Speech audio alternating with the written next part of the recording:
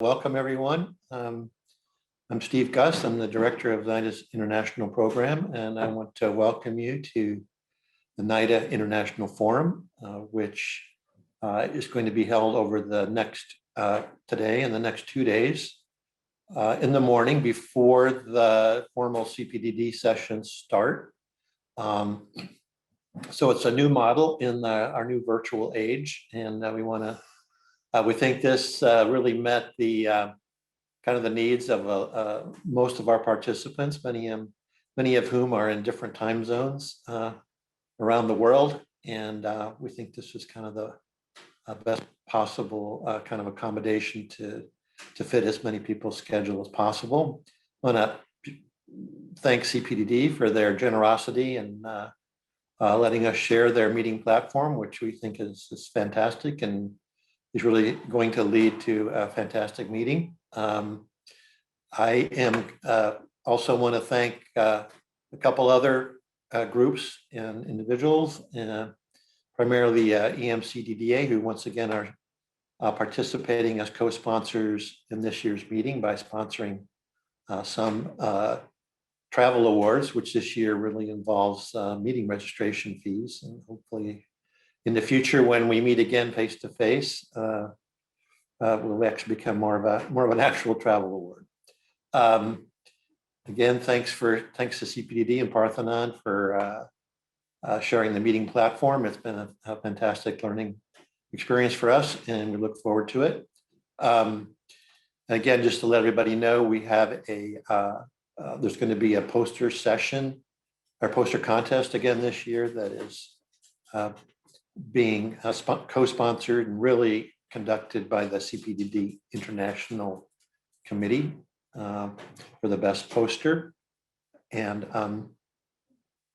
finally, I want to thank all the participants, speakers who are volunteering their time, and the poster presenters who submitted some really interesting abstracts that we've had a tough decision to choose which ones would be chosen for our oral session on Thursday, but everybody will be in the poster session. And just to remind everybody, this is the landing page you see for the meeting, and we're the beneficiaries of our own dedicated poster session link this year.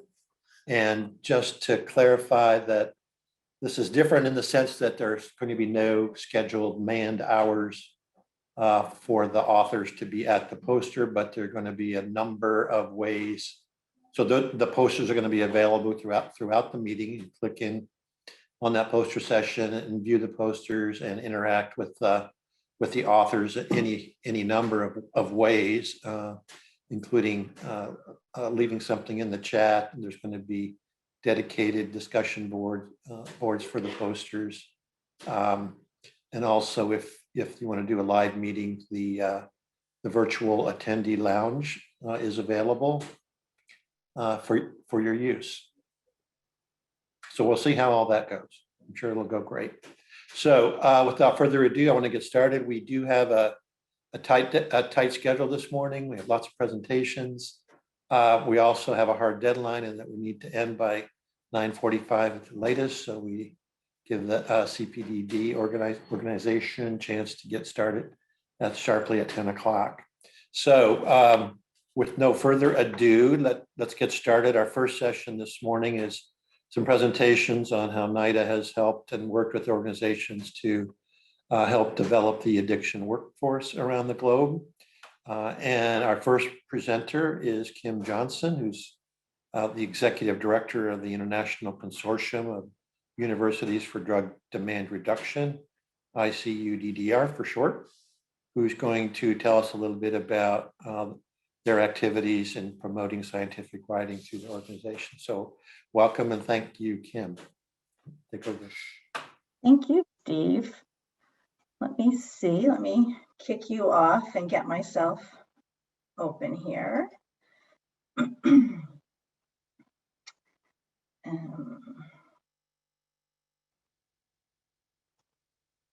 Okay, great. Well, as Steve mentioned, I'm the Executive Director of ICUDDR, the International Consortium of Universities for Drug Demand Reduction.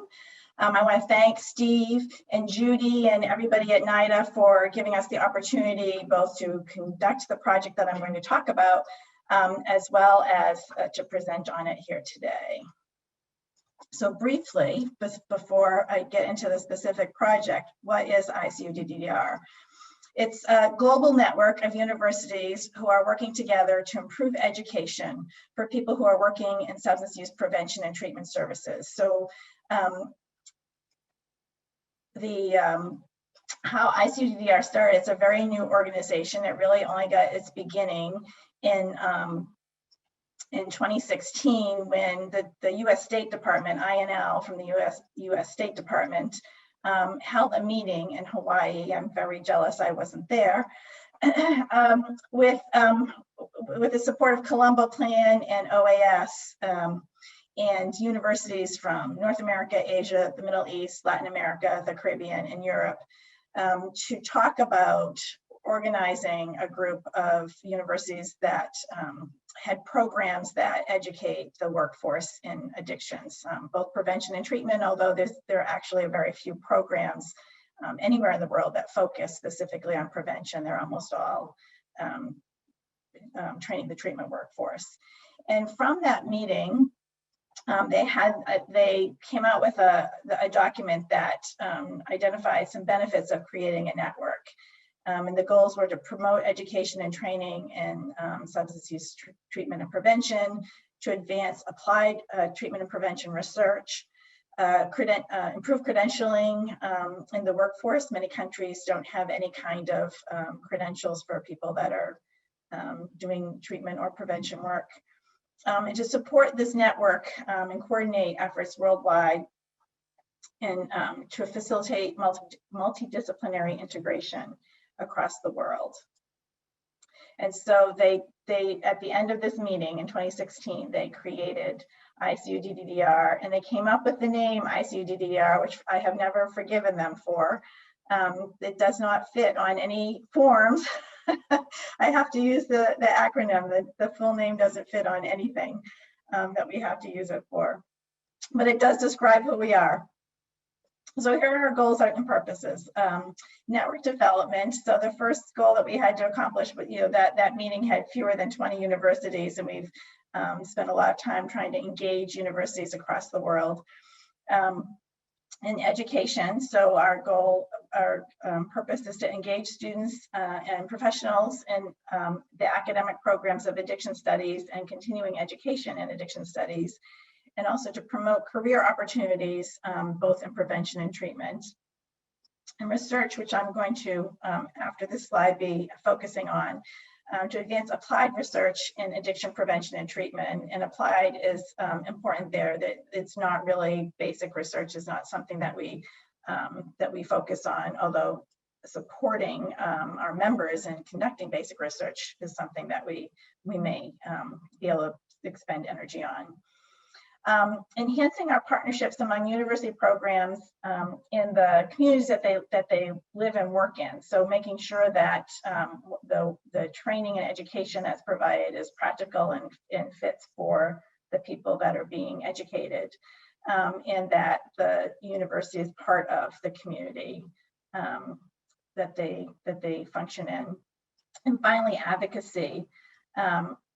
In terms of advocating within universities for the development of academic programs in addiction studies, advocating for policy change to support the development of academic programs in addiction studies, and to enhance and improve the services that are provided for people in different countries, and to develop and advocate for guidelines and standards for academic programs in addiction studies. And perhaps next year I'll spend some time talking about that at this conference. We've only begun that work. So while applied research is being conducted in low and middle income countries, publication in peer reviewed journals is low compared to higher income countries, and particularly compared to the United States and Europe. And there's a couple of reasons for that. One is a language barrier, that most high ranking journals are published in English. And if English isn't your first language, it's hard to write a paper that gets through the peer review process. And another is that writing for publication is not a skill that's taught in many graduate programs in any country, actually. And people kind of have to figure out how to do it by working with their faculty advisors or by trial and error. So the project that NIDA is supporting with us this year is a joint effort between ICUDDR and ISAGE, which is the International Society of Addiction Journal Editors. ISAGE has created, I think they're offering their training at CPDD this year. ISAGE has created a training that addresses these kind of issues around publication and how to get your research published in peer-reviewed journals. And we teamed up with ISAGE on two projects. And the first one is to create an academic course in writing for peer-reviewed journals. So we worked with ISAGE. We came up with an announcement where we were funding with a very small amount of money a university to develop a course in their addiction studies program. So a course that would be part of the mandated education process that people have to do to get the degree.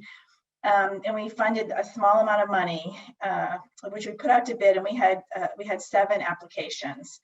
And the one that, and they were all really good, but the one that we selected and unanimously from our review committee was from NIDA University. They had a good timeline. They're going to launch the course in the fall of this coming, the semester fall of 2021, and it was going to be both a required course in their addiction studies program, but also an optional course in their psychology and several other programs. So it seemed like a good fit. So the Kenyatta University, and the project is led by Beatrice Kathungu, are in the process now. We've had meetings, about monthly meetings about they are in the process of getting the approval from the university for the specific curriculum. And they basically have translated the ISAGE content into an academic course. So to fit the timeline and the learning objectives and the process of creating an academic course. And the project is currently in process. It's on time. I'm actually expecting then to hear from them in the next week or two about approval at the final level, and then they will finish building out the course, and it will be offered in September. And the course content will then become available to other universities who are ICUDDR members to develop their own courses. The second aspect of the work that we're doing with ISAGE under the NIDA funding is to have learning collaboratives of faculty in universities where they're basically learning by doing. They are working through the ISAGE training material with ISAGE. We have 3 ISAGE editors, journal editors, who are facilitating the learning collaboratives. And they're working on their own publications. And it's basically a writer's group. They get together, they have a little bit of didactic presentation from the editors from the ISAGE materials, and then somebody is presenting their paper and they're discussing their paper and how to improve it. And the ISAGE editor is adapting what they discuss on particular sessions based on the paper that is being discussed and with the specific issues that might come out of it.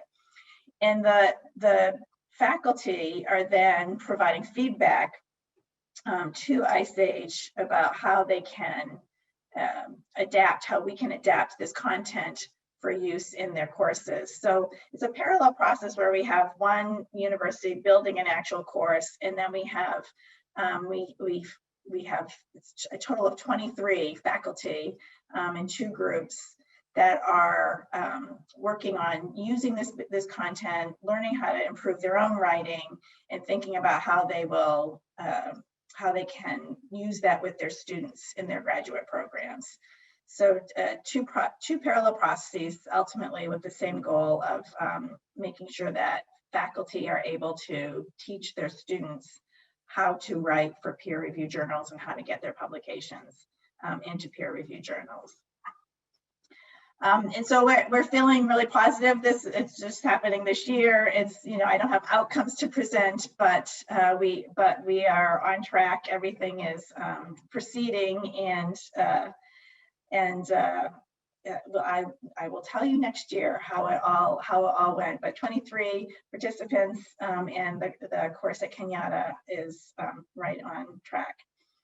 So I would invite you to, if you don't know ICU-DDR, to check our website, icuddr.org.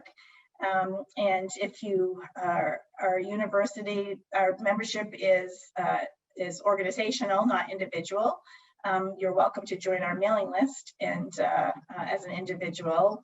But if you represent a university, or if you are able to work through the process in your university to join, we would welcome your membership. Currently we have, so remember that first meeting had, I think it was in 2016, I think it had about 16 participants who became the original founding members. Now we have 270 university members from 72 different countries, obviously all over the world. And in the 5 years that we've been in existence, and really 4 years since we've been technically a functioning organization, we've had significant growth and engagement from all of our university participants. And I want to thank you. And I didn't hear a bell, so I think I'm a little bit early. Hopefully I can buy some time for the next person. Yeah, sure. Thank you very much, Kim. And I think you maybe buy yourself some time to answer a few questions too. If anybody has any questions, please put them in the chat, but I have a couple maybe to start with to ask you. One is, the first is, as a researcher, I'm sure you've considered and built in kind of an evaluation plan going forward for how successful, you know, things like the academic course and the collaboratives are. And I'm just wondering what those are, what your expectations are, what your hopes are. Yeah, so a couple of things for the academic course. Our assessment of that is, does it get launched, and does it get through the process, and are they going to launch on time, and do students actually take the course? So it's a really simple, basic one. For the learning, and you know, ultimately, maybe for the next cycle, do other universities adapt or adopt the course materials? For the learning collaborative, the primary outcome, well, there are two primary outcomes. One is publications. So these papers that are being discussed, do they get published? And then the second is, how many of because it's faculty, how many of them take the content back and use it in their classes? And so so the process would be just basically a survey at the end of the cycle. So pretty simple. Just, you know, it's to some extent, you know, I'm also the PDSA girl, right? So to some extent, it's really looking at process outcomes and did we accomplish what we intended to do? Well, my other question was about, so you've got 72 universities, you have 72 countries, 270 members now. How many universities does that represent? Is it 72 or no, it's 270 universities. Universities, so, okay, that's not individual members. Yeah, so our individual mailing list is close to 1,000 faculty. Okay. Yeah. Great, so that bodes well once the curriculum is developed. Is it going to be, I mean, are the universities sort of waiting and anticipating and ready to slide this course into their curriculum offerings, do you think, or is it going to take some lobbying and persuasion and incentives? It's a process to create a new class. It's a process to create a new class, even when the new class is handed to you. right. Yes. Yeah. So, but then if you make it mandatory, so a lot of this process with Kenyatta, which it's good to document the process. They have a very clear, stepwise process that has to be approved initially by a department group, and then it has to be approved by like a college group, and then by the university. So they're in the university approval phase now. So yeah, I think in every university is like that. So while while individual faculty may be eager, part of what we do is helping them make sure they have what they need to walk it through the process in their university so that they can overcome those bureaucratic hurdles that are, they're there for a reason, but they're also huge barriers to getting Sure. approved. Well, Kim, NIDA stands ready to help. Anyway. Kim, do you see the question in the Q&A? Yeah, I just checked. Does ICUDDR have any efforts to put substance use lessons on the curriculum of universities? Yes, so that's almost our whole point in being, right? That's why it was created, both to create, to help universities put courses into programs like psychology or social work or education, but also to create addiction studies programs. So we just, at the end of 2020, we completed our second membership survey, and I had about a 50% response rate, just so you have a sense of that. And we had, so end of 2020, still in the middle of the pandemic, we had 27 new programs, new addiction studies, full programs at the, that associate, bachelor's, master's degree. I don't think any of them were PhDs or postgraduate. A lot of places have postgraduate diploma programs. 27 new programs in development that were to be launched in 2022 or 2023. Okay, thanks a lot. I think in the interest of time, I'd like to move on. Thanks again, Kim. Really interesting, and we stand ready to help. NIDA stands ready to help, and as you move forward. So. And Kim, if you want to answer the one question, you can type in your answer there to Andrea Meksky, and or we can follow up with you later. I'll step back. Thanks, Lisa. I'm not sure why I'm not seeing that question in the chat. Is there a reason for that? We are using the Q&A function and rather than the chat. So there's two separate things. I see. There you go. I see. Okay, got it. Okay, our next speaker is Mary Luz, who's an associate professor in the Department of Psychology at Virginia Commonwealth University. And she served as the VCU program director for the International Program in Addiction Studies since 2006, which is a program that many of you, I'm sure, do not know about, but is something that I think is a fantastic collaboration between several universities to provide graduate training on substance use and addiction and research. So without further ado, I'll turn it over to Mary. All right. Can everybody see my screen? You can. All right. Relatively seamless. That was good. Well, thank you, Steve, and good day to all, whatever time it is, wherever you are. I'm really grateful for this opportunity to speak to you today about another NIDA-supported effort to develop the addiction research workforce. And this one is a unique university degree granting program known as Steve mentioned, the International Program in Addiction Studies, or what we affectionately call IPAS. So I am the program director at VCU for this program, but it is a collaboration between 3 international universities. And I really want to focus on that today and tell you a little bit about the origins of the program, its founding, what we do, and how we are contributing, we hope, to the addiction research workforce. I also want to say I'm very excited about the course that's being developed through ICU-DDR, because I think it would be really beneficial to our students as well as some fellows that we have here at VCU. So that's really exciting.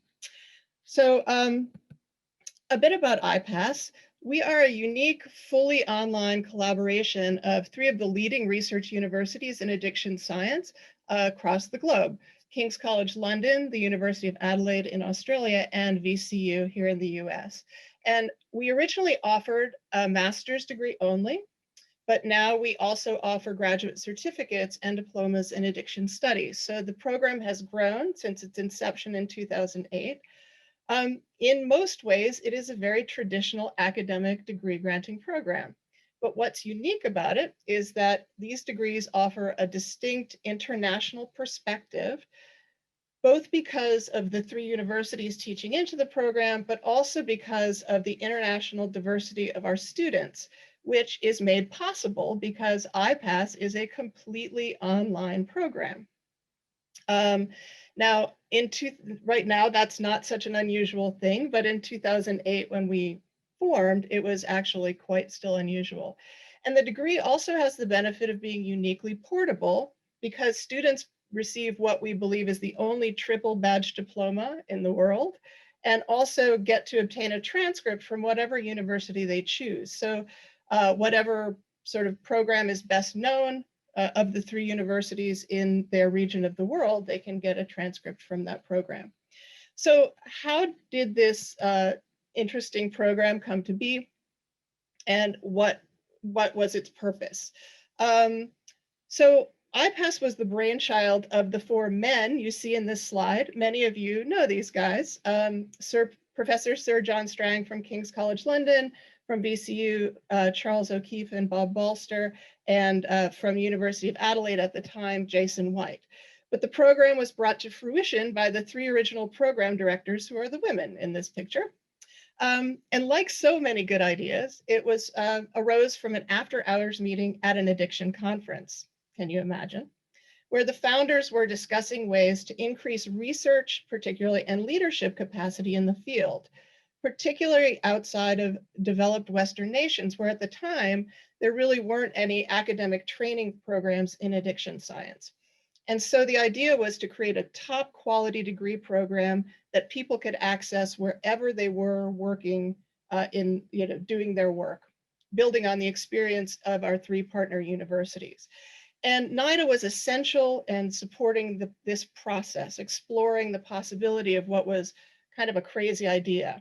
And in 2005 and 2006, generously supported curriculum development meetings that also included representation from WHO.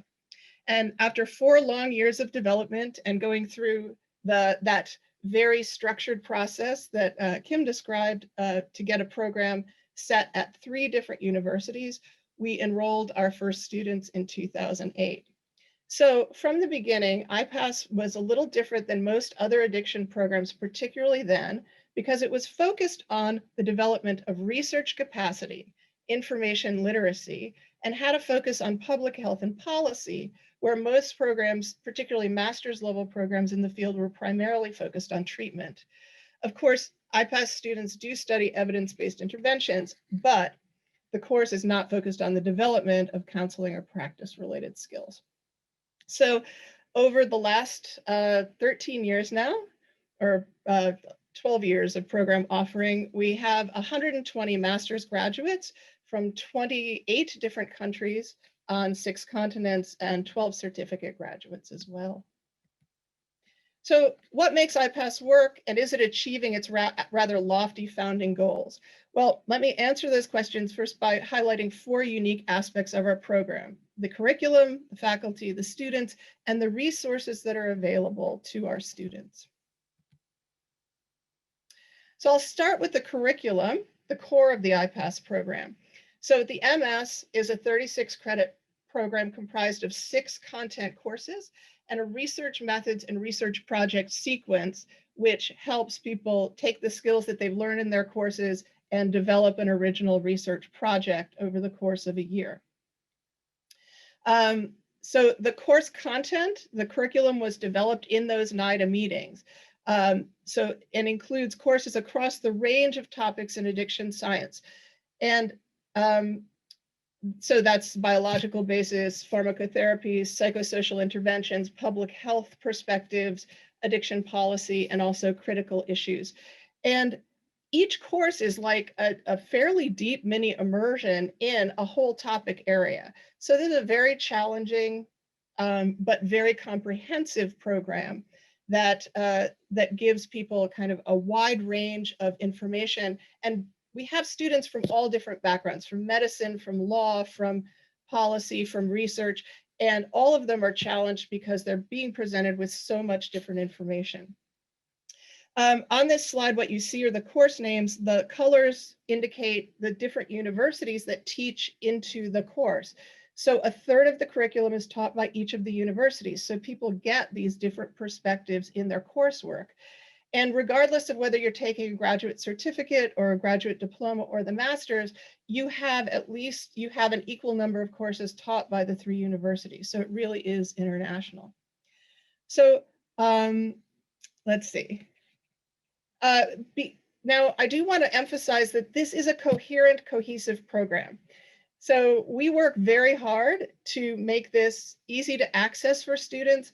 They don't have to go to the different university websites to get the program. Everything is offered through the VCU web interface. And so students are in one place, but the teachers teach in from wherever they are. So I just want to give a shout out to our program directors and co-directors. We work very closely together to make this a seamless experience. The program directors and co-directors are also research supervisors for projects, and are active in the field of addiction research still.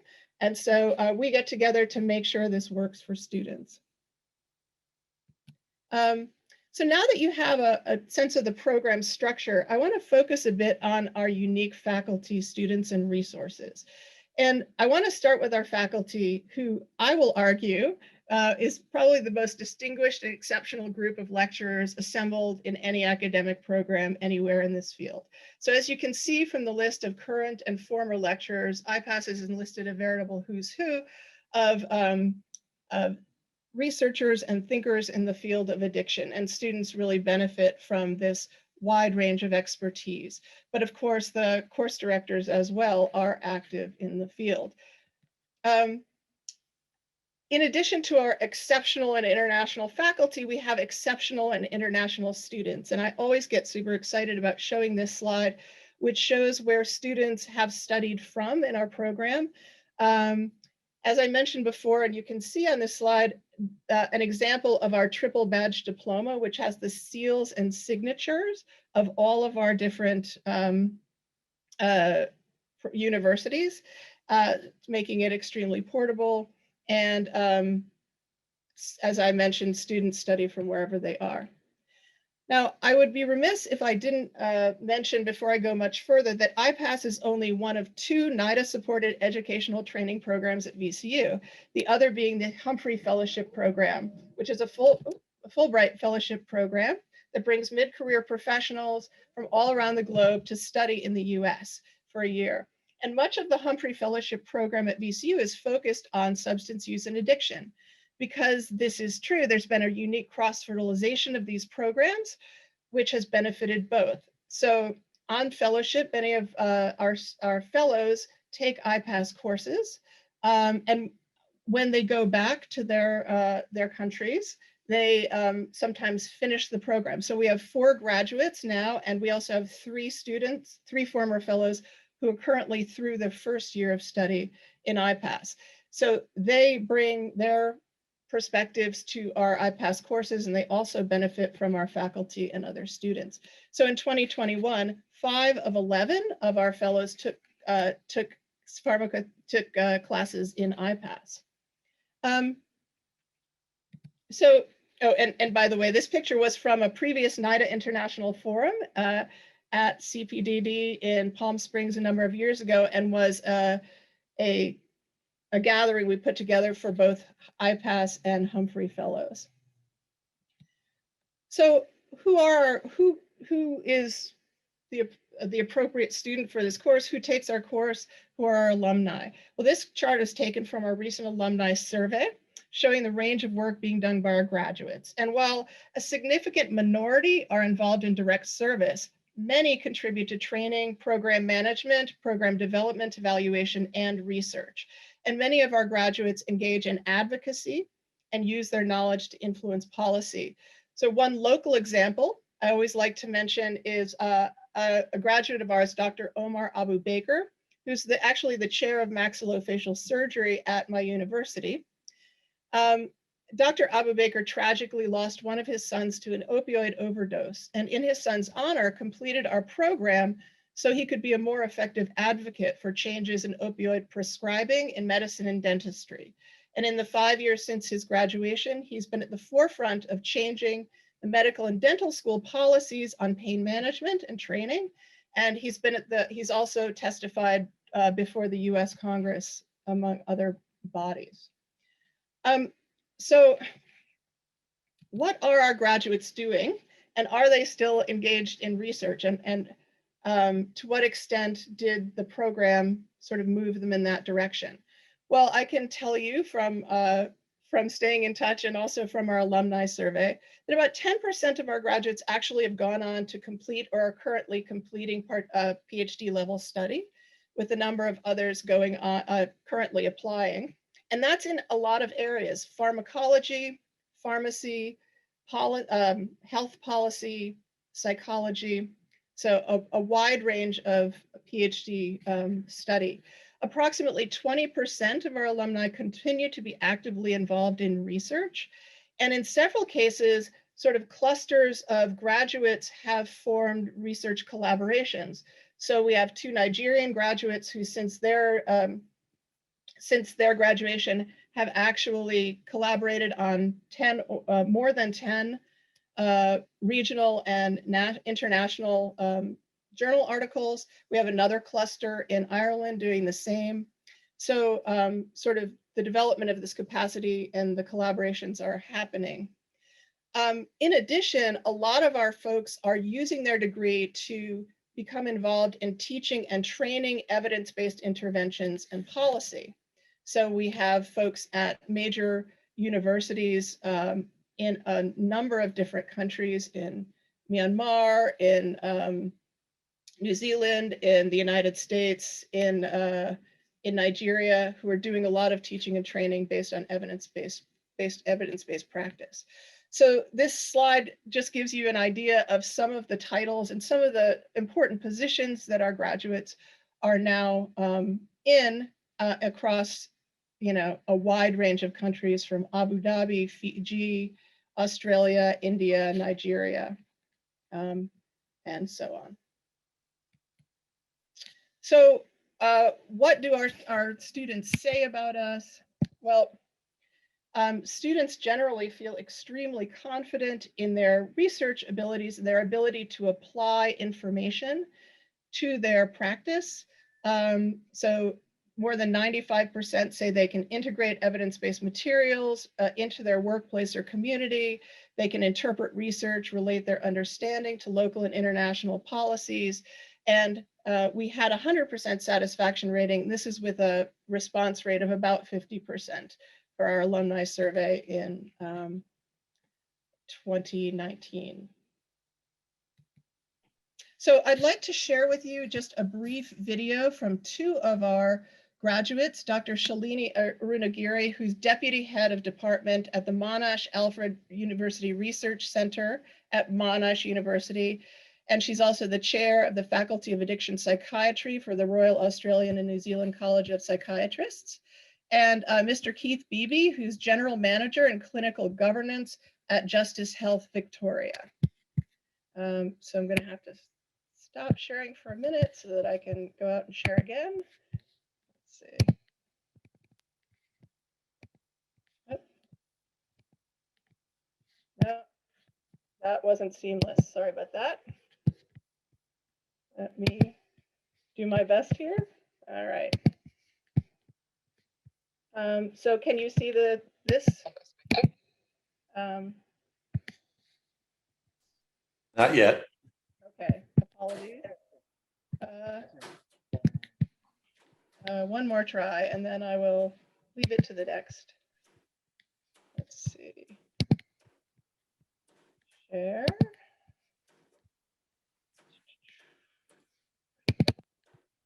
All right.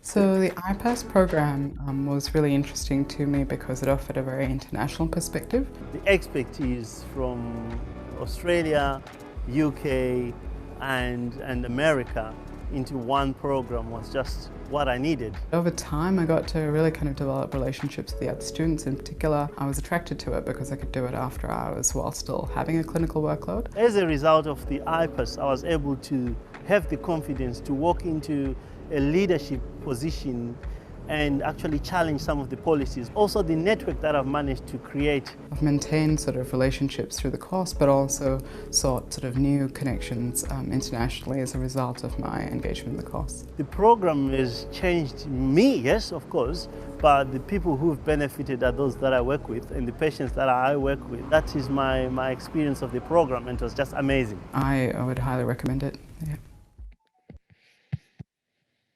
So some of our really excellent students doing amazing work across the globe. And so let me see. Am I back to my slides seamlessly? There we go. Great, thank you. So I also wanted to very briefly highlight some of the truly amazing resources which help students to develop their skills that I believe might be unique in all the world. So students in our program are enrolled at all 3 universities. So they have access to all 3 university libraries, all of the databases, everything that's available. Also free access to a wide range of software, including statistical software, consultation services, and so on. They also have access to student services like career planning. So students can use the services at any of the 3 universities that are available virtually. I want to highlight one particular resource that was put together for us by librarians at 3 of our partner universities. This is called the IPAS International Library. And for students in the program, this is a one-stop entrance into the 3 libraries and all of the resources that are available to them. And our librarians who have been very personally involved in our program have put together specific resources in one place through what they call library guides, for example, related to accessing gray literature, accessing different databases, books by course, and they've organized it in a way that's exceptionally helpful. They also provide specific training. So in our research project course, for example, in addition to writing their master's project, under the supervision of one of the faculty at one of the 3 universities, our librarians provide, we make students do poster presentations and we have a conference at the end of our year. So our librarians do trainings on how to present, how to put together good posters. They have to do recorded presentations kind of like this to present their research. So they gain research skills, they gain presentation skills, and they learn how to do a lot of the things that researchers will do with their final products. In addition to publishing together, by the way, several of our students, I think 4, have also published with their faculty advisors. There's a lot of support. For example, the 10 students who are now working on their research projects, some of them are doing systematic reviews. The librarians work with them about setting up their research strategies and developing these very important skills for their future research activity. And then just one final aspect of our program is the fact that students obtain a degree conferred by all 3 universities. Making this, as I've mentioned before, uniquely portable. And a fun aspect of the program is that students can actually graduate at any of the 3 universities and go to their ceremonies and participate. So what you see here are a student from Hong Kong graduating at King's College London from our program, 2 students from Brisbane going to Adelaide to graduate, and then an Australian student, a student from Kenya, and an American student graduating together at VCU before pre-pandemic. So we really try to continue to support our students in any way we can and to work with them to continue to develop their abilities and capacity. And so that brings me to the Thank end you. presentation. Yep. Excellent, Mary. Thank you very much. I think in the interest of time, I'm going to ask you, Mary, to maybe respond to the question in the Q&A. And I think for the terms of the presentation, I think we need to move on. And if we have some time at the end, we can come back and take general questions for everybody. But the third presentation in this first panel is going to be made by Lori Crum, who's the director of the International Technology Transfer Center Coordinating Office at the University of Missouri, Kansas City. This is another, I think, fantastic development globally, and Lori's going to tell you a lot more about it, but I think it's the kind of resource that I think, along with the IPASS program and the ICUDDR, represent three of the kind of the best global international venues for resources for those of us interested in substance abuse research and evidence-based programs. So without further ado, Lori, who was with us a second ago.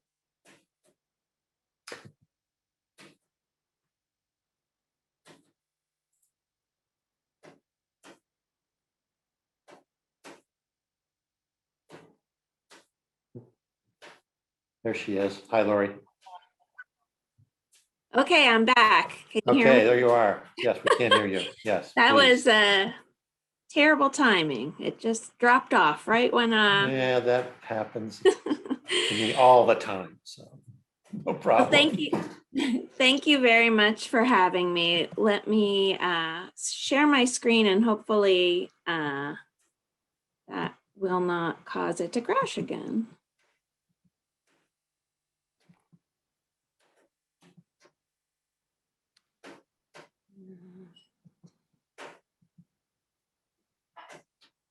Okay. Well, again, thank you so much for having me. I'm going to tell you about a new program called the International Technology Transfer Center Network. We are actually a program of the International Consortium of Universities for Drug Demand Reduction, and we are receiving support from also from the U.S. State Department, Bureau of International Narcotics and Law Enforcement, and that funding goes through the Colombo Plan Drug Advisory Program. So there are a few key points that I'll make along the way here. ITTCs are university or research institute-based centers, and it's a branch of ICUDDR. Our aim is to accelerate the diffusion of innovations. We aim to employ systems thinking and build capacity across multiple levels. We currently have ITTCs in South Africa, Ukraine, and Vietnam, and we actually are doing our first orientation training for the United Arab Emirates next week. And then we will be bringing on Peru in July and Indonesia in August. And so we are excited about the growth of the network. So an International Technology Transfer Center is a university or research institute-based center that builds the capacity of systems, organizations, and people to provide high-quality substance use prevention, treatment, and recovery services. And the ITTC network is based on a US-based network of addiction technology transfer centers that has been functioning for almost 30 years with US domestic funding from the Substance Abuse and Mental Health Services Administration. The initial expansion of this idea of having technology transfer centers across the globe happened because the US State Department's President's Emergency Plan for AIDS Relief was looking at how to reduce new HIV infection in areas that were being really affected in their HIV rates. because of substance use. And so they wanted to expand substance use treatment capacity in those countries. And so originally there was a partnership between PEPFAR in the State Department and SAMHSA, this US domestic agency, to create international HIV ATTCs, Addiction Technology Transfer Centers. And then that funding ended, and we saw a real opportunity to take this to the next level. We're no longer focused internationally specifically on HIV work, and we're able to expand to looking at how we build capacity across the continuum of care, including prevention for substance use. So we are based in universities or research institutes in countries across the world because we need to be able to tap into the expertise and experience of faculty in those universities. In many areas, universities are seen as kind of neutral conveners. And so where systems work needs to be done to bring many key stakeholders together to strategically plan how to advance drug demand reduction in a country, we need to have a convener who can kind of serve as a neutral party without political ties to a specific government administration, for example. And this ability to tap into the expertise of university faculty and to serve as a neutral convener allows for more continuity across the years and also sustainability. As I mentioned, and it's very nice that Kim went first in this panel presentation, because ITTCs are a program of ICU DDR. So Kim talked to you a little bit about the way that ICU DDR is supporting research development across the globe, and the purpose of ICU DDR to infuse academic programs with substance use information. And the ITTCs are kind of the third branch of ICU DDR. And our program here is a collaboration with the headquarters of ICU DDR. I'm located at the University of Missouri, Kansas City. We serve as kind of the coordinating center for the network to support collaboration, communication across the ITTCs, and then also with the 3 US-based technology transfer networks, the ATTCs, which I previously mentioned, the prevention TTCs, and the mental health TTCs. So why are ITTCs needed? We've talked a lot about building research capacity, there are a number of training programs for individuals who want to be professionals in addiction treatment or prevention. So what's the purpose of the ITTCs?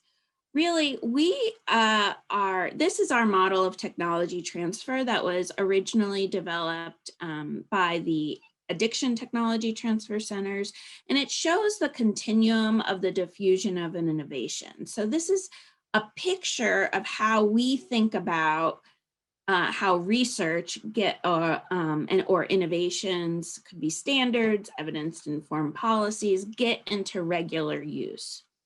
And while we understand that this is a continuum, we really want to accelerate how fast this happens, how fast we go from development to implementation. And that process of accelerating the diffusion of innovation is what we call technology transfer.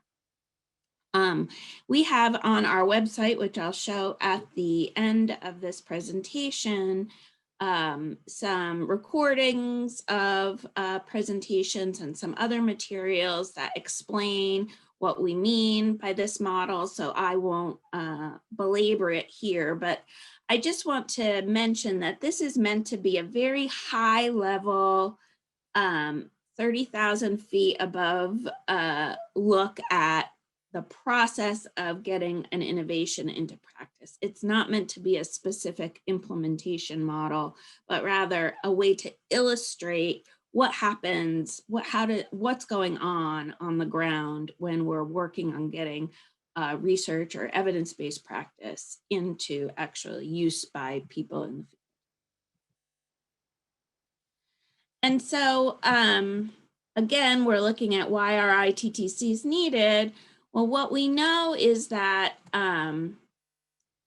many times we'll have effective interventions, but we have ineffective or inefficient implementation, and that can lead to inconsistent or not sustainable or poor outcomes.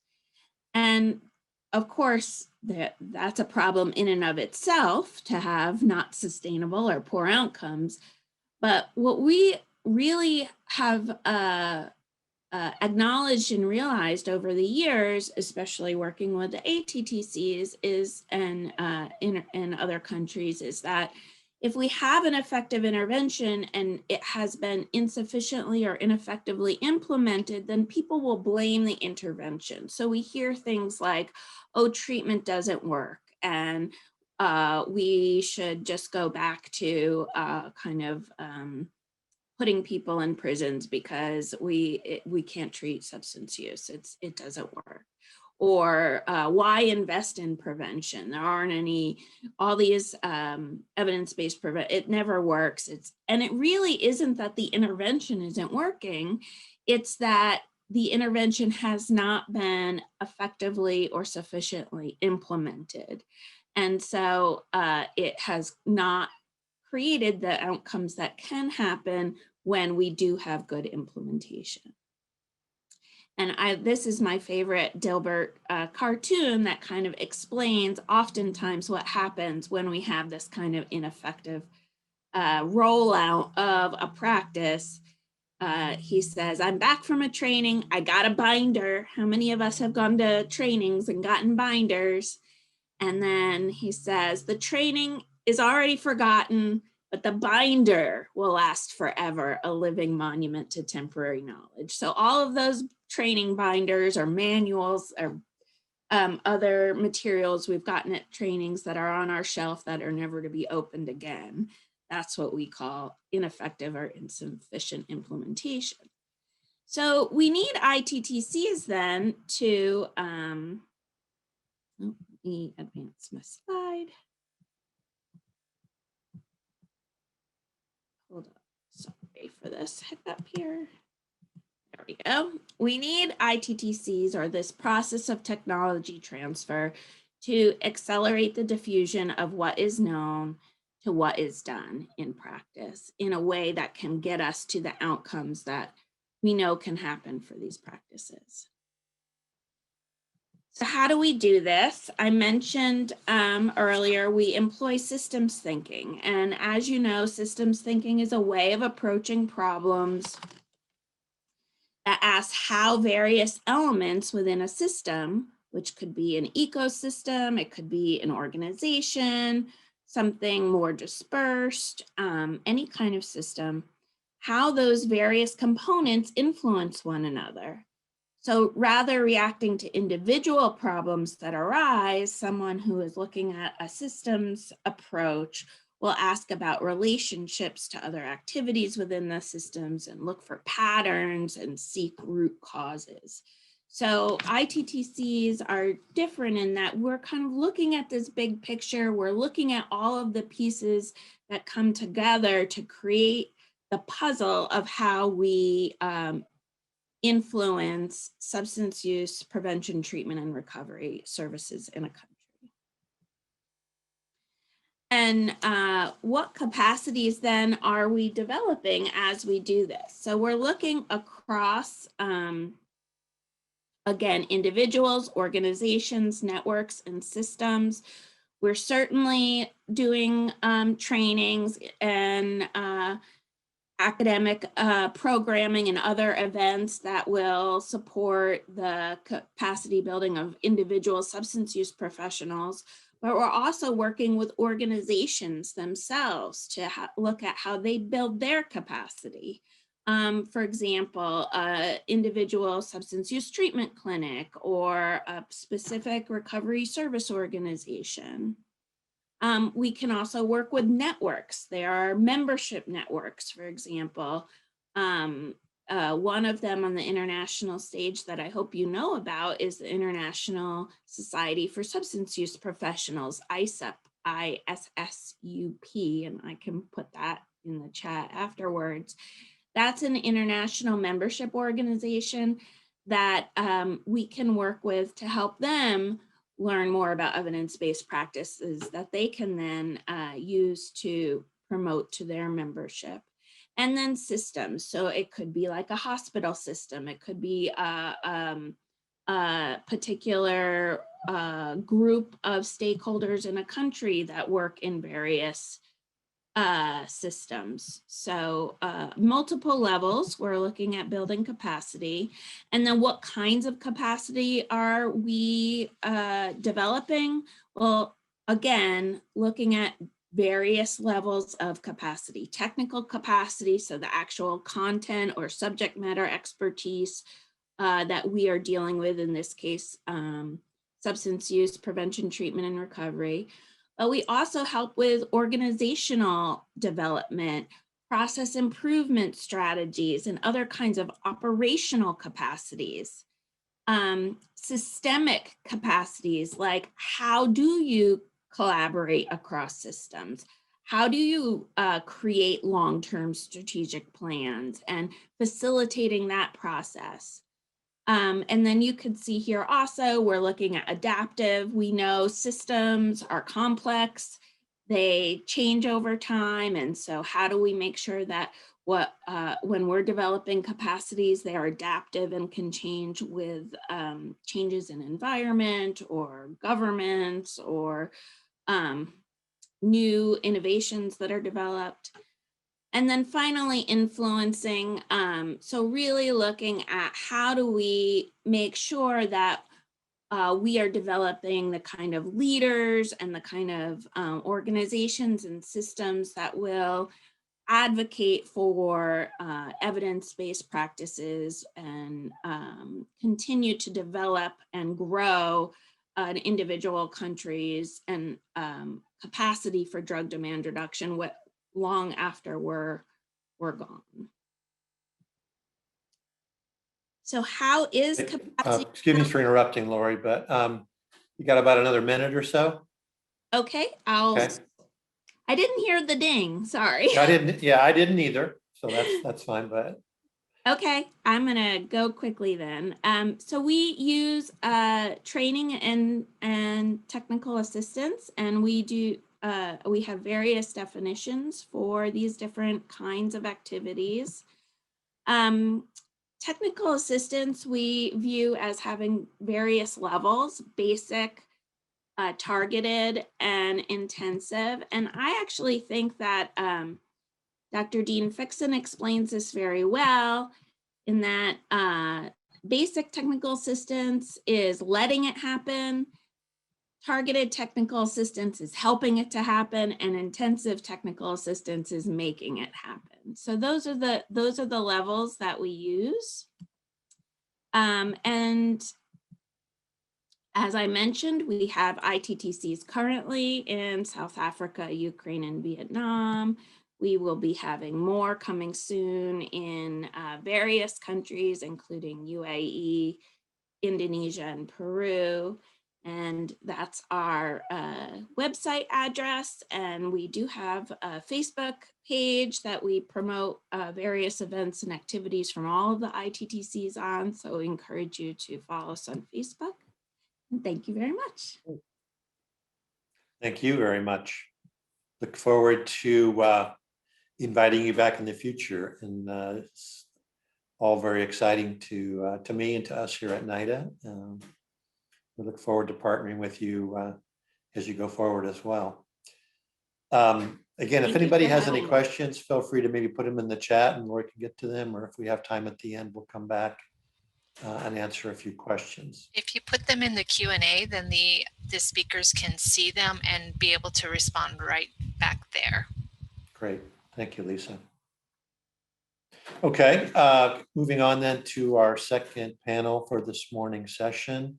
I've already noticed a lot of interest in presentations at the CPDD meeting on the impact of the COVID pandemic over the last year and a half now on our areas of interest in terms of patterns of substance use and its impact. And most of those have been focused on the US, but of course it's a global phenomenon. We have two speakers with us this morning to give us some orientation about what they are seeing in Europe and around the world. The first presenter is Paul Griffiths, who I think most of you know, who's the scientific director at the European Monitoring Center for Drugs and Drug Addiction, or EMCDDA, who's going to be giving us a little snapshot of what they're seeing in the European network. So welcome, Paul, and thank you. Thanks, Steve. Let me just share my screen, check it works. Okay, share screen. Can you see that okay? Am I sharing? Yes, you are. Right, great. Good morning, everyone. It's a great pleasure to be here. I think the first time I've spoken at this meeting where my body clock is not telling me it's the middle of the night. It's a nice change. It's a less nice change not to be with you. What I'm going to talk about today is how COVID-19 has impacted on the work of the agency I work for, the European Monitoring Center for Drugs and Drug Addiction, or the EMCDDA as it's better known.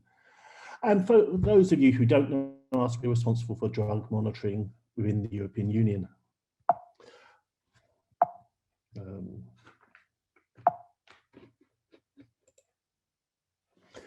So when the pandemic first hit us, we had a fortunate to have a good business continuity plan in place. And I have to admit, I've never really taken that very seriously, but it did allow us to start remote working very quickly. And after that, given the lack of information and chaos at the time, our first priority was to establish a dedicated information hub for our national stakeholders, really much just with the idea of encouraging sharing of experiences. But then we really very quickly came to realize that our routine reporting model had suddenly become very much less relevant. We were working at the time on our 2020 report, usually comes out May, June time, but because we use a lot of data from national registries, it is based on information from often 2018, 2019 at best. So I guess we realized it's a bit analogous to us providing an economic analysis just after the 2007 financial crash, based on data on how well the economy was doing in 2006. Simply, it wouldn't be relevant for our stakeholders. They wouldn't be interested. So there was an immediate decision that we needed to delay our 2020 report and launch a rapid reporting exercise. I think we've been lucky in this respect, as we've had for some years now been trying to improve the timeliness of our reporting, and this involved us developing more rapid information sources, and it's also included us developing a mixed method rapid assessment approach. I think with hindsight, we could have called it something a bit more scientific or technical, but it currently goes under the heading of what we call a trend spotter study. So we immediately launched a series of trend spotter studies. So for those of you that are interested, you can find our trend spotter manual online. But I guess I would describe it as a flexible but structured rapid assessment approach. It's nothing particularly new in that sense. So essentially we use a mixed method approach with both qualitative and quantitative elements. It starts with some targeted studies or very rapid small data collection exercises or reanalysis of ongoing data we're collecting. We try and utilize, where possible, more sensitive or developmental data collection sources. It's always based around multidisciplinary engagement and the triangulation of data from multiple sources. And the analysis of data, and this is where it's a little bit different, I think, is always conducted through a co-production process with the experts involved. So we collect data, we discuss it together, and then we in co-production mode. And very important, we try to be cautious in presenting the results, always noting it's preliminary exercise that requires verification against slower but more robust data sources or research when these comes available. But it has proved invaluable, in my opinion. As you can see here, we went from a project initiation to reporting in 5 weeks for our first COVID trend spotter exercise. Well, you can't see because I've advanced on slide too quickly. This current slide gives you an idea about the range of data sources we use in the last trend spotter exercise. That was looking at the last half of last year, beginning of this year.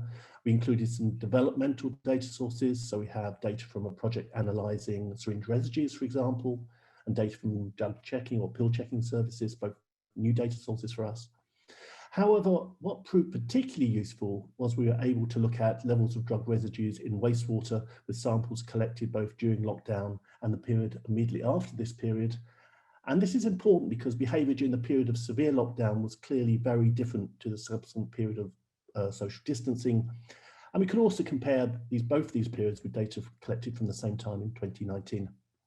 And I think a very important caveat I have to make here when you look at these data sources is that they all suffered from issues of representativeness, completeness, and the fact that sometimes they covered slightly different time periods or countries went into lockdowns at different time periods, and that all needed to be taken into account. And this is why data triangulation and testing the results with experts from different sectors and different countries was critically important. This is also why we need to be cautious and admit our analysis is going to be necessarily preliminary. So let's look at some of the data then. Some of the findings, these are findings from the trend spotting work overall. We have about, I think, 6 or 7 studies now. First, I think we can say that overall the evidence suggests that the drug market proved to be remarkably resilient to COVID-19 disruptions within the EU. And overall, we're not really seeing any strong signals that drug trafficking in Europe or drug production has been seriously disrupted by the pandemic.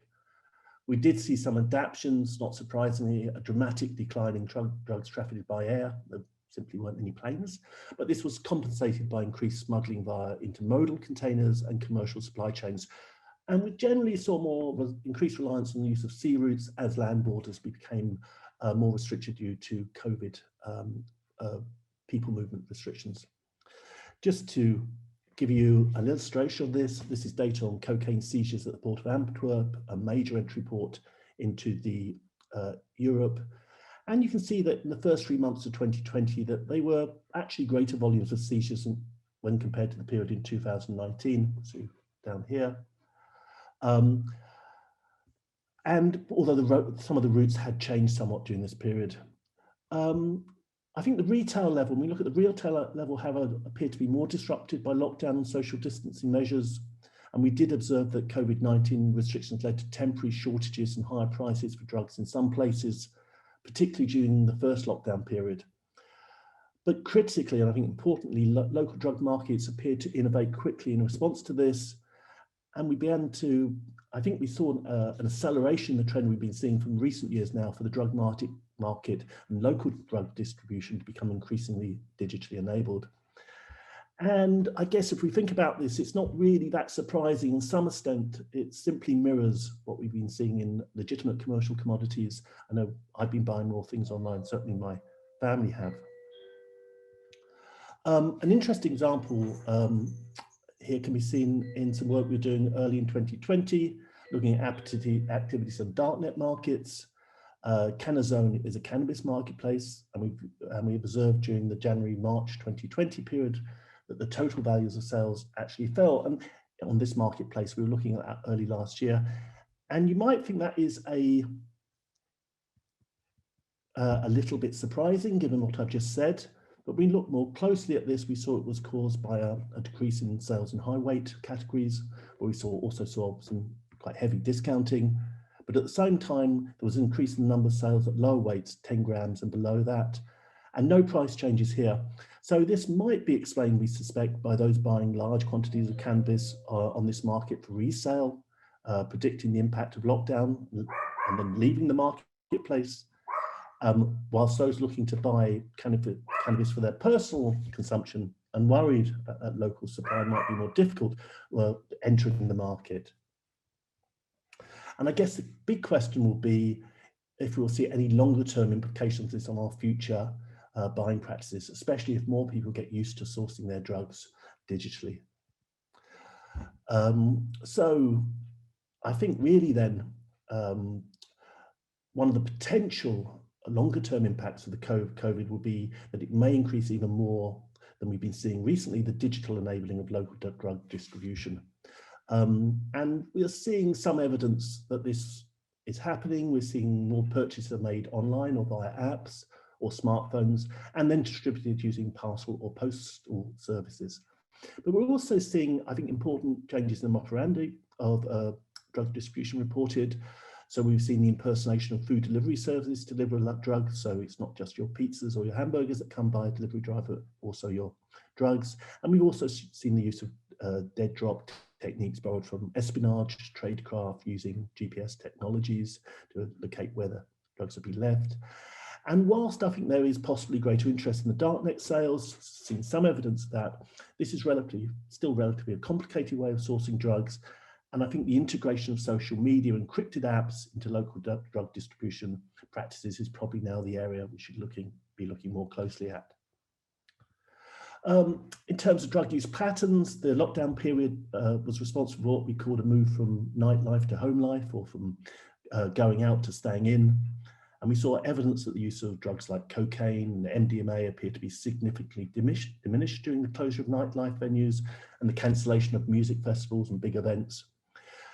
These were substances that people appeared to see as less attractive to use in home settings or use on alone. But interestingly, these drugs did appear to bounce back quite rapidly after the most severe social distance measures were lifted. So after the initial lockdown in the summer period, people going out again, there was legal and illegal big events, and drug use kicked up again there. There was also signals of an increased use during lockdown of psychedelics and dissociative drugs like ketamine, for example, and more drugs linked to boredom and escapism. And these are drugs that might be more suitable for use in a home setting, perhaps. We saw no evidence of a sustained impact on cannabis availability, a little bit of shortage at the beginning of the lockdown, but that was all. But there were some reports from a large web survey that regular users using more and occasional users using less, and that might be linked to social or more compulsive patterns of use. There was also some possible warning signs. In terms of evidence of bounce back after lockdown, we're a bit concerned at the moment about the possible impact on drug-related deaths. We don't have a good picture of this from the current data, but from the preliminary data, we are seeing perhaps a decrease in deaths in some countries during the lockdown period, but then an increase after this has ended, and possibly an increase in deaths overall. We're seeing a little bit more mention of opiate substitution medicines and deaths, and that's a little bit worrying. So this is something we'll be looking at as more robust data becomes available, certainly a concern at this point in time. We've also had concern about reports from different sources of cannabis adulteration with synthetic cannabinoids. This is a relatively new phenomenon, linked, I suspect, to now in Europe, the widespread availability of legal low THC products in many countries.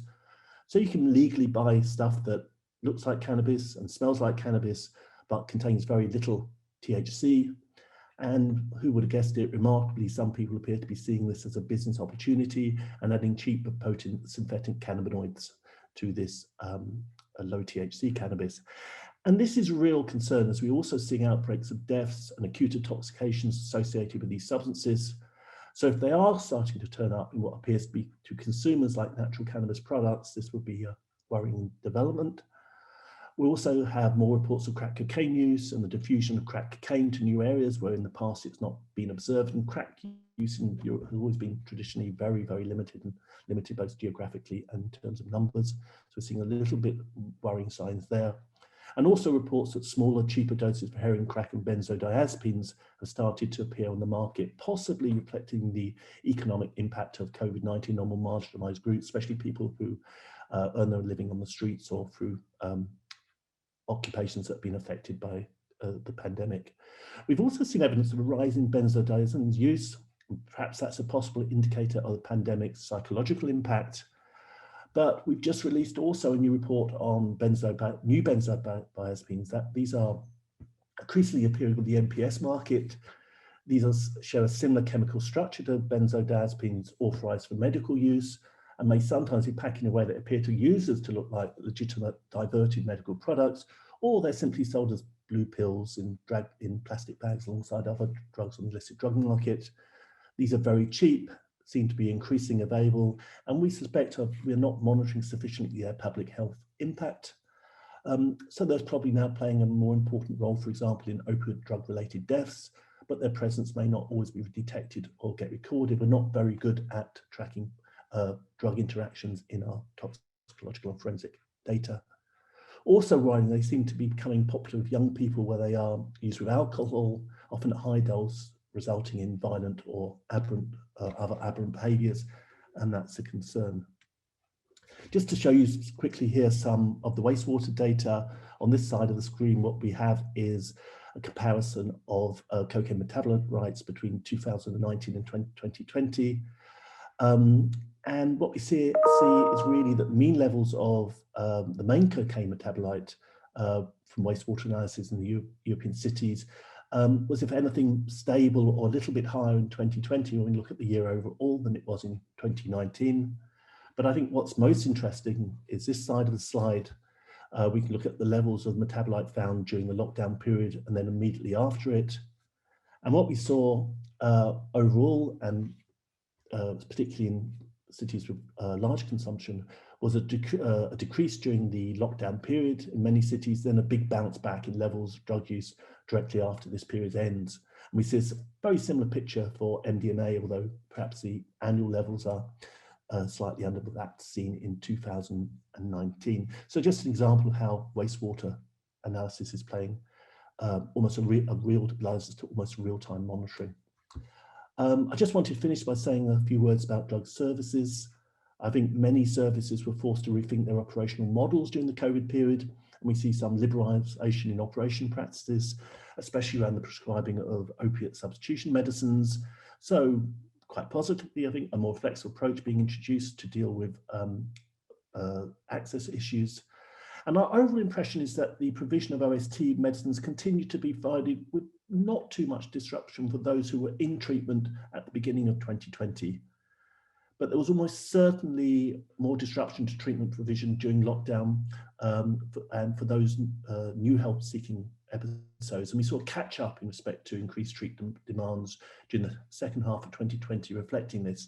So if you were in treatment, I think more or less we managed to remain contact, but if you were looking for treatment, it was much more difficult during this period.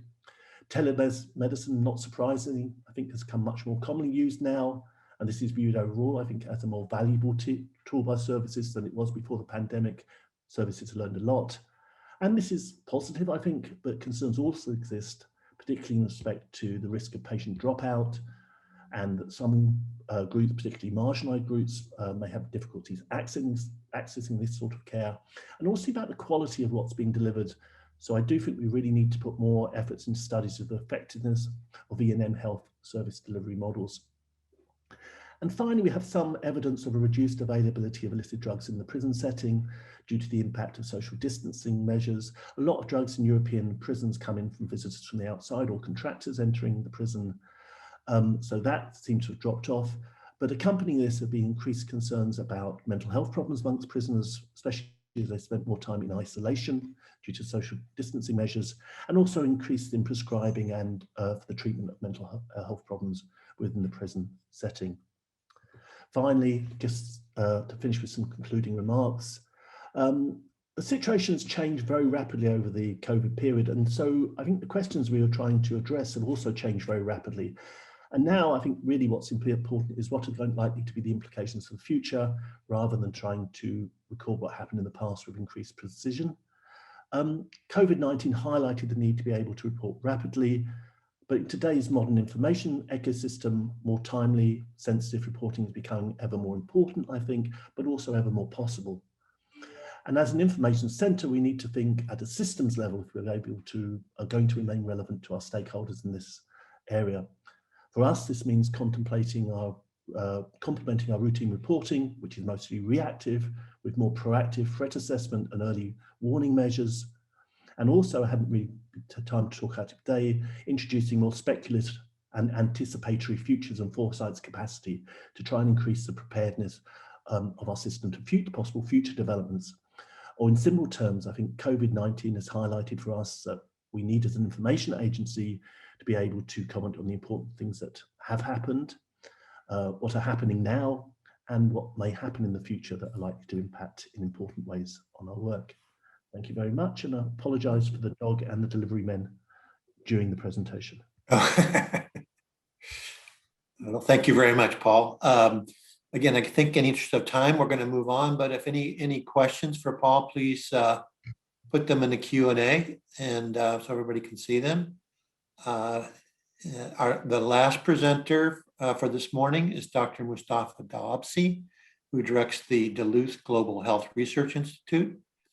He has also been the leader of a COT research program and chairs the Africa and Middle East Congress on Addiction. He's going to tell us about the substance use findings from the global study of stress and resilience in the face of COVID-19. Welcome, Mustafa. You're on mute. Thanks, Steve. Very Good morning, everybody. Can you see my slide? Yes. Okay, great. So thank you, and let me go ahead and get started. Thanks for Paul. He's already set the stage as far as the substance use, at least in Europe. But as you know, in the spring of 2020, as the COVID pandemic was starting to spread around the world, we launched a global study to track how people were experiencing this upheaval and how they were coping with it. So the focus for my presentation is going to be kind of giving you an overall of what we've done, at least what we did during the initial few months of the pandemic. I see my slide. Okay, so I have no financial conflicts of interest to declare. My research program is funded primarily by NIH, by NIDA, with some seed funding from the University of Minnesota. Before I share with you the results, I'd like to acknowledge the team that helped with this survey, the team members within our university, and many other colleagues from around the world who provided lots of input and facilitated recruitment. So we all know that COVID-19 has produced significant shock to the world, leading to all types of disruption of normal life. The world was obviously not prepared for this amount of harm and chaos. The impact of the pandemic has been devastating globally. So far, we know more than 3.9 million deaths and 178 million documented infections. And of course, the huge social and economic consequences. The impact on our lives is likely going to be felt for years to come, and this is going to be manifested by ongoing and delayed costs on many facets of our lives.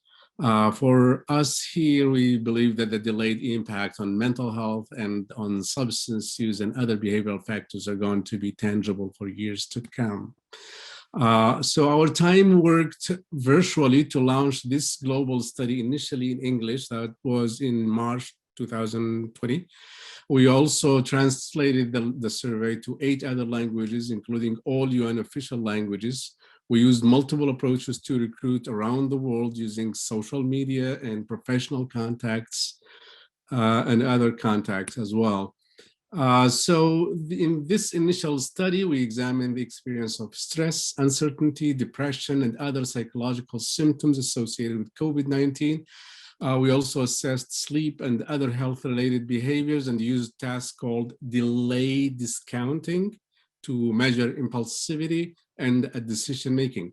The survey also included questions about attitudes, perception, media consumption, and other behaviors related to the pandemic at the time. We also assessed substance use and misuse, focusing in this initial stage in the spring of 2020 on alcohol, tobacco, cannabis, before and after the pandemic. That's what we tried to capture in that survey. So when I mentioned the data, I'm going to talk about decrease and increase, and we used 25% threshold for increase or decrease of consumption. So finally, we also collected factors related to resilience and other factors that facilitate coping with this uncertainty and amount of stress introduced by the pandemic. So we did publish and circulated a detailed report of the initial phase of the survey. The report has more information on the methods and the recruited sample and the overall results. For now, I should just mention that the sample we had initially in the spring of 2020 was 5,123 participants with completed survey. The sample included men and women, 18-year-old or older. The study was approved by our institutional review board at the University of Minnesota. This graph basically shows some demographics, the age and the sex. As you can see, most of the responders were young and middle-aged individuals, and we had more women than men in the sample. So I will next share with you some highlights of some of the findings. You will see that the results for the baseline numbers, which are related to the status of these measures before the pandemic, always going to be in blue, and the changes during the pandemic are going to be in red. The pandemic numbers are always going to be red. So whenever you see red, that means we're asking people about how they were feeling at the moment during the pandemic. What we will be looking at is the shift from the numbers from the left to the horizon, on the line to the axis, the X line, to look at the changes in terms of increase of reporting of various symptoms and conditions. This first slide you'll see include data on depression. We see the more of the participants reporting feeling depressed, some to a lot of the time during the pandemic compared to the numbers reported that level before the pandemic. We see that the numbers of this reporting significant amount of depression double to triple during the pandemic. This is consistent with subsequent reports, national and international reports that came out to reflect the amount of depressive symptoms that were prevailing during the pandemic. We see also the shift for the measures on anxiety. The shift of distribution is clear toward having more anxiety during the pandemic. Again, these are the red bars where we see multiple folds of increases in the number of people reporting significant levels of increase relative to before the pandemic. We also see the same shift with reporting stress. We asked several other questions about how people were overwhelmed with the changes that they were encountering, and that's the shift occurred there. We also, as we would expect, saw significant increases in reports of feeling socially isolated. And another facet of another construct we focused on considering the circumstances was uncertainty. So we asked about various domains of uncertainty, how people felt about their certainty about their health, their social, their finance, their work, their life in general. And we saw across the board increases in level of uncertainty escalating as people went into the lockdown and tried to cope with those early phases of the pandemic. As mentioned earlier, we also assessed substance use changes before and during the pandemic. We focus on tobacco use, cannabis, and alcohol. We are expanding these measures in our longitudinal version of the study to include opioids and other substances. What we saw here are increase in use of all nicotine products. In this slide, you see that is noted in the red box. In the yellow are the decrease. And note that the increase was about 20%, although in the US sample we had a bit more. We see the same escalation of use with alcohol in the red. That's about 20% increase, greater proportion in the US. These numbers are from those who said they use. So this is not proportion of the entire population of sample, but from the people that said, yes, they are using alcohol, cannabis, or tobacco. The same pattern we see that in cannabis, where we saw about 30% increase, particularly in the US sample. We actually saw that increase was even greater in those people who were more regular daily users of cannabis.